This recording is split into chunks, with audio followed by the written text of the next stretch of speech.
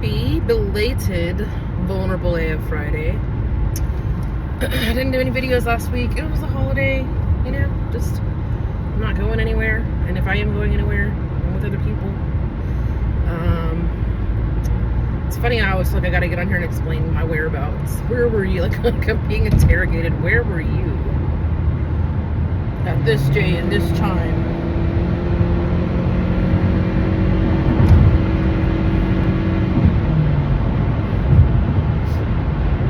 But I wanted to hop on.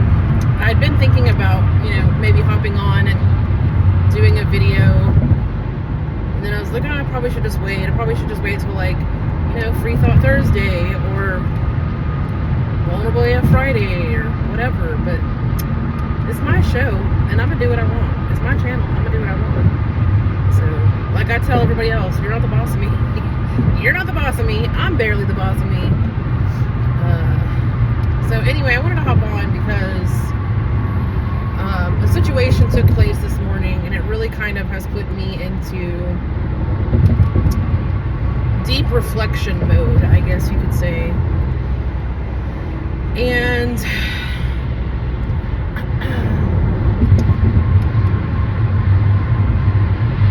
where I live, there's a Dutch Bros and I go pretty much almost every morning. And there was a girl that worked there, and she basically fell in love with my dog, is obsessed with my dog. And she's young, she's still in her teens, but old enough to drive and work and all that, right? So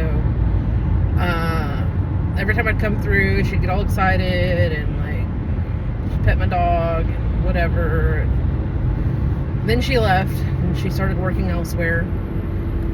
And when she left, she was like, well, I still want to see your dog and da-da-da-da-da. And so I gave her my number and we sort of became friends, I guess you could say. It's hard to be friends with someone who is a teenager as me being an adult. I guess you could say I feel like I'm more of a mentor at this point. And I think nothing happens by accident. I'm always trying to help her just navigate life, basically, right? I try to throw out suggestions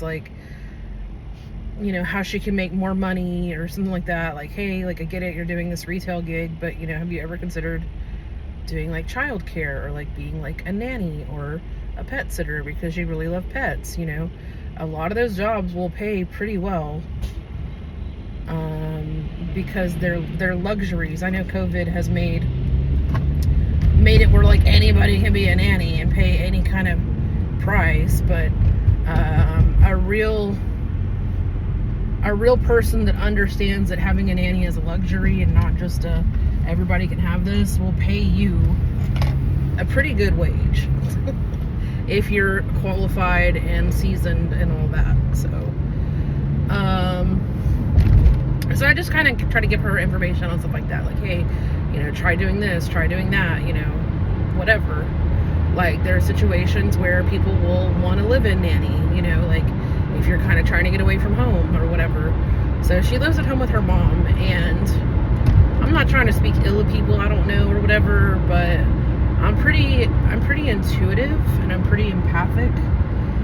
And while I can understand sort of her mom being a mom, right?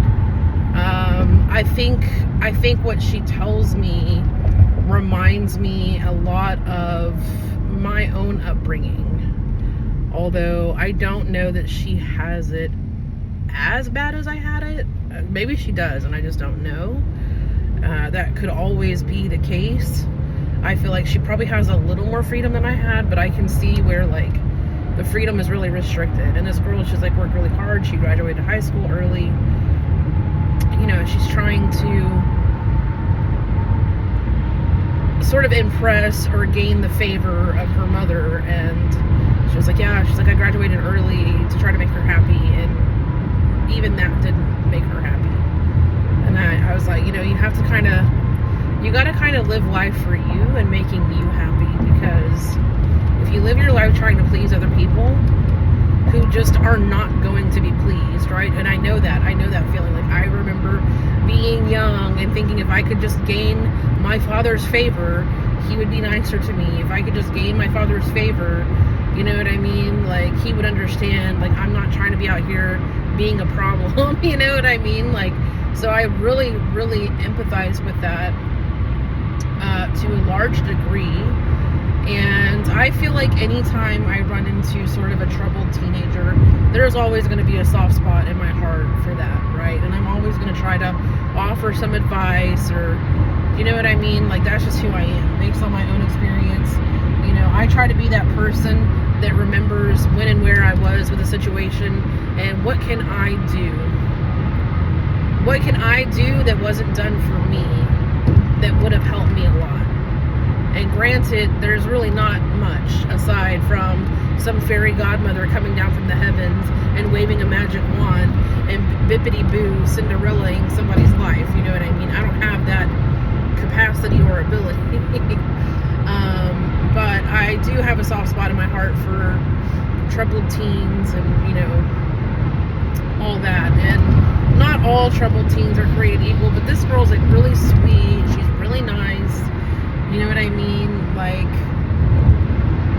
she's not a troubled child, right? She's not a problem child. Like, she's not one of those people that are just running away and being in the streets. And, you know, like, she's like a good sort of Christian, you know what I mean? Good girl. Like, I try really hard to be good to get approval, and it never works, you know? And that's the thing that I think parents don't understand about that, is it's got to be a slippery slope. It's not gotta. It is a slippery slope, because I feel like when you don't ever make it where anything they do is good enough, eventually they're going to give up on that and be like, well, fuck it, it doesn't matter anyway, right? And then they're going to, they have the potential of going fully the opposite direction, you know what I mean? So yeah, I have, you know, I try to kind of give her advice, or, you know, let her see the dog, you know, just kind of something to brighten her day, and whatever. And like, she pays all her own bills, and like, there was one day she was like, hey, I'm gonna go to Marshall's and whatever, and our, you know, whatever it was, I'm gonna go do some dog shopping. You want to bring your dog and you want to come? And I'm like, I don't want to do that. You know what I mean? I'm like, I don't want to do that. Like, I love Marshall's, but during this time of the year, traffic is crazy, and I'm not even trying to do any of that, you know what I mean? But there was one day where she was asking me, and she was like, my mom's not letting me go, blah, blah, blah, blah, blah. And to me, it's crazy on one hand, because it's like, okay, so you work and you pay all your own bills, basically, is what you're telling me. And your mom is like controlling and dictating. And I get it, you know, you're technically not 18 and you're in her house and all that, and I get that, but like, I don't know, you know what I mean? Like, I get being protective, but like, it sounds like her mom is sometimes a bit mentally unstable, you know. And just from the things she said, like, I don't want to say too much, because I feel like I really shouldn't be out here telling people's business, but I'm just kind of giving like a little backstory to this person, right? So every day I'm trying to explain like why I feel drawn to be like a mentor of sorts, or a guide, or just some place that's safe for her to vent, that's like a perspective that her friends her age are not going to be able to give her, or whatever, you know what I mean? And so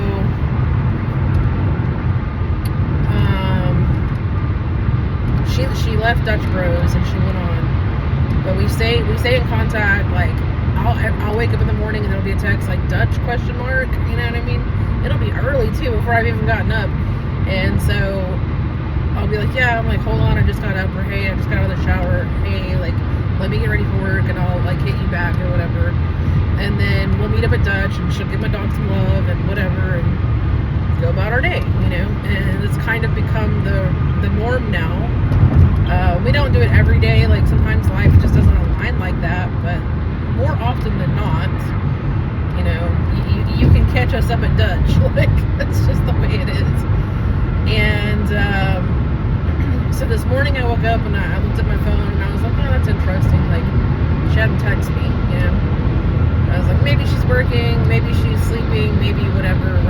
didn't really think anything of it. And I'm like, Dutch question mark? And then she comes back and she says, I was in an accident. I was just in an accident and I'm going to the hospital. And of course I'm like, oh my God, are you okay? Like, you know, it's a serious thing to be in an accident and go to the hospital, in my opinion. Because I've had a few accidents and only one I went to the hospital and I took myself. And I only went to the hospital because my aunt really wanted me to go. My aunt was like a worry wart, like everything, like, just go get checked out. Just go get checked out. Make sure nothing's wrong. Like, she always had this, like, worst case scenario mentality. And I'm more of a, like, shrug it off, whatever type, right? And so I'm like, well, it's probably not the best, you know. And of course, she's probably got her dogs with her because she's always got her dogs with her. And so I was like, are you okay? And she was like, I'm in pain. And I was like, did you have any dogs with you? And she was like, yeah, I had one dog. And I'm like, is the dog okay? And she was like, yeah. And I was like, okay, you know what I mean?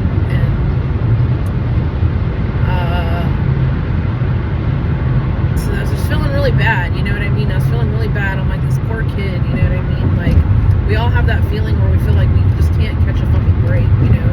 Like, you work really hard to try to, you know, please your parent, and they just give you, like, this environment. Like, it's one thing to have a parent that's kind of strict and, like, is trying to protect you, but a parent that treats you like you're a fucking burden, that is literally the fucking worst. And I feel like that's kind of how that goes from the things that she's told me. And, you know, like, I found myself just feeling bad for her this morning. Like, sad, you know, I just felt this overwhelming sense of sadness. And I'm just like, man, this poor girl, dude, she just can't catch a fucking break, you know? She has this shitty home life, and, you know, nothing she does is good enough, even though she's clearly one of those people that are, like, about the business. Do you know what I mean? Like, what kid willingly tries to please their parent who's a grumpy ass person by graduating early, right? And, like, not a lot of kids will do that. Like, there's some, yeah, but most kids that are in a shitty home, even though they want to please their parent, they're not trying to, like, excel like that. You know what I mean? So I'm just having, like, all these feelings, and, you know, my intuition's sort of kind of stepping in a little bit, and I'm trying to, like, in my mind, I'm like, okay, well, she says this accident happened in her neighborhood, that somebody ran a stop sign and hit her, and I know the neighborhood, so I'm like, so they must have been coming down the main road, either not noticing or completely ignoring the speed limit, because there's no way you have an accident in that neighborhood that's a 20-mile-an-hour neighborhood where you have to go to the hospital, unless someone is just driving like a fucking idiot. That's the only way that happens. And I'm like, they must have been coming down the main road when they hit her, and, you know, whatever. And so I'm like asking, she's like, I think my car might be totaled. I was like, dang, I was kind of hoping it wouldn't be, you know. And she was like, well, the airbag's deployed. And I'm like, yeah, probably totaled then, because that's the kicker, right? Like, the airbags are there to protect us, but if your airbag deploys in your car, it's totaled. It could have minimal damage on the outside. If an airbag deploys, it's totaled almost every single time. I've never seen an instance where the airbag deployment did not result in a totaling of a vehicle. So, and then I'm like, in my mind, in my adult brain, I'm thinking about, like I got a good APR on my car, but you can't get APRs like that, no matter how good your credit is anymore. Like, single-digit APR, you know what I'm saying? Like, you ain't getting, I don't care how good your credit is, it's very hard to get a single-digit APR these days. And if you do, it's a higher APR that's almost double-digit. And so I'm just like, I'm having all these feelings and thoughts and wanting to impart all this wisdom on her, which, I mean, I know her mom is going to handle everything, but it's still wisdom to have for the future, you know what I mean? I'm like, look, the insurance company, they're going to try to lowball you on your vehicle if it's totaled, and, you know, you have to go online and look for a vehicle that's similar to yours with mileage, the condition, and all that, and make sure that they don't, like, lowball you or whatever. She's like, well, my mom's going to take care of all that, you know, blah, blah, blah. And it just sucks because I know, like, I can imagine, right, intuitively, that her mom is not making this a very easy situation. Do you know what I mean? But she said that there was a neighbor of hers that was on the way to work and saw it and ran over, and she was like, I was bawling because I didn't know what to do. And I was like, yeah. And I said, well, you know, that's proof. That's proof that you're being looked out for. Whether you know it, believe it, feel it, whatever. The fact that your neighbor just happened to be there. And I was like, I'm honestly glad that there was somebody there for you that was not your mom. Because unfortunately, some of us get parents that don't act like our parent. Some of us get parents that act like our fucking adversary. And I fall in that category, and she falls in that category. And if one parent's not the adversary, then they're absent. Like, that's kind of the draw that I've been finding. The look of the draw that I've been finding. And so, but I was feeling really bad for her, you know what I mean? And just like, man, like, she can't catch a break, dude. Like, this fucking sucks. Like, right before Christmas, and she was all excited about Christmas too, you know? She was like, oh, I'm so excited, I'm gonna be decorating and all this other stuff, and, you know, everything else. And she had just put some little magnetic Christmas lights, where it's just like a picture of a Christmas light magnet on the side of her car and stuff. So, like, clearly she was like really in the spirit, and just, you know, it fucking sucks. It fucking sucks when bad shit happens to good people. But at the end of the day, you know, like, she sent me a screenshot from a Facebook group for the neighborhood. She was like, I can't believe this guy is complaining about having to take the long way out of the neighborhood when I'm over here in an accident. And I'm like, yeah, unfortunately, that's just people, you know. And I said, the best thing that you can do, though, is just be grateful, you know. I said, things can be replaced, people and pets not so much, you know what I mean? And she was like, yeah, I'm just really glad my dog was okay. And I said, yeah. I said, I'm glad you were both okay, you know what I mean? And she's like, yeah, you know. And I was thinking, you know, like, I just sometimes, this is what I mean when I say like intuitive and like empathic, right? Sometimes I'll encounter a situation or a person, and I don't know how I know what needs to be said, like what they need to hear. And this has happened multiple times in my life, where, like, even like my best friend, like, we'll be texting and she's like going through something, and like I'll say something, but I can feel the emotional energy, like, when I'm texting her. Like, I can feel her emotional energy when I'm texting her, if that makes sense. And like I'll say something very profound and like on the nose, and like what she needs to hear, you know, and I can feel that emotion in me, and I'm like, you're crying, aren't you? And she's like, yeah. Like, I am. And she's like, I needed to hear these things, you know. So at times it's almost like, I don't know if it's like becoming a channel, I don't know if it's divine, I don't know. I just know that sometimes I feel called to say something to people that I feel like is a message they need to hear. I'm not trying to say like I'm some fucking whatever. Like, I don't think I'm special in any fucking way. You know what I mean? I think there are just some moments where I'm more open to be used as a divine conduit, so to speak. If I'm willing to do it. Do you know what I mean? Like, this is kind of a slippery slope for me, because I wouldn't say that I'm like fully like a Christian, right? But I do find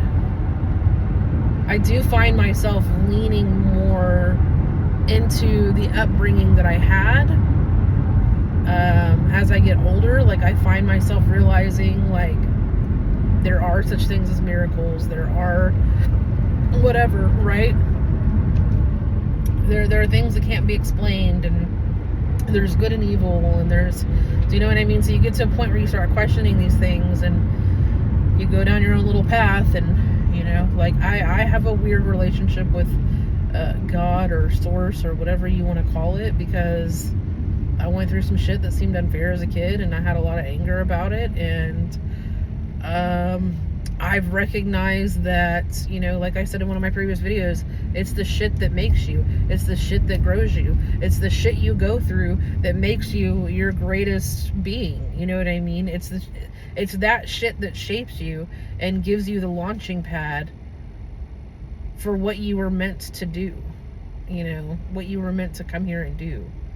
Because I don't think anybody just lives here for no fucking purpose. I don't think there's a vessel walking this earth and a soul alive that just has no fucking purpose but to just float through life and be miserable, or float through life and have nothing to contribute. You know what I mean? That's just my personal belief. But I was texting her and I'm like, I just felt really compelled to say some things like, hey, look, you know, the best thing you can do right now is be grateful. You know, be grateful that you're okay, your dog's okay, you know. And I was saying, be grateful that, you know, basically you're tough, right? And I know people that are strong and people that have had to carry a lot in life, we get tired and we just want to like not be tough and just not be strong. Like, for one day, can I just not carry this shit? Do you know what I mean? But the thing is, that's still such a great, I'll say, blessing, okay?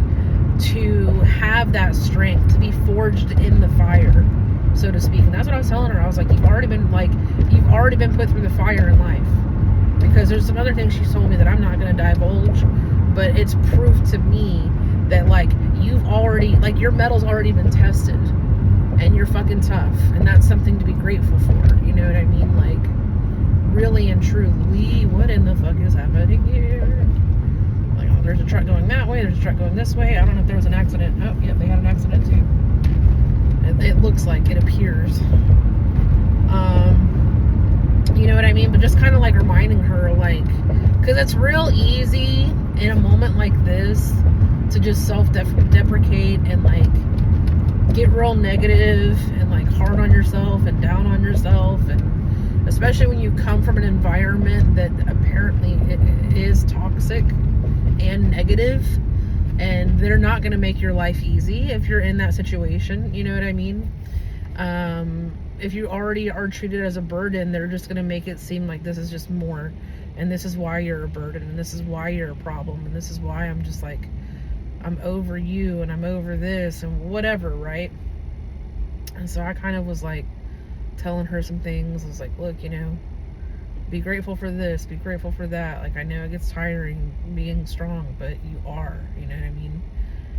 And I don't remember all the other things I said, but the main thing that made me want to hop on here was thinking about all the bad shit that happens, you know, like how it's got to be tough to just feel like you can't catch a break, you know. And I was thinking about, like, you know, bad things do happen, but so do miracles, right? And so I was sitting there thinking about that, and I'm like, well, you know, if I say that to her, you know, she may be in a headspace to receive it as, well, it's only bad things, because I've been in that place where, oh, it's only bad things, you know. And while I'm sitting there thinking about that, you know, kind of, again, whether it's I'm opening up to something greater than myself and I'm allowing information to come in, this kind of thought came through. It was like, if you look around and there's nothing but bad, like if I'm sitting here, I'm saying there are bad things that happen, but there are also miracles. And if you're looking around and there's nothing but bad, perhaps you're the fucking miracle. Perhaps you're the miracle. You know what I mean? And I told her that.